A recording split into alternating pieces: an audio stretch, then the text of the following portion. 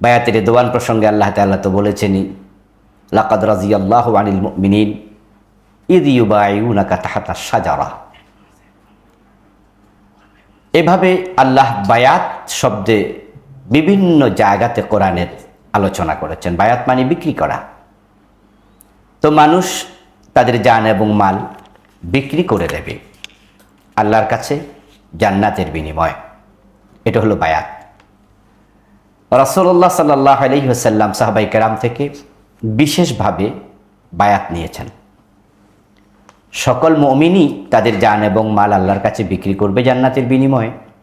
এরপরেও আল্লাহর হাবিব বিশেষ বায়াত নিয়েছেন, যেমন বায়াতের রিদওয়ান।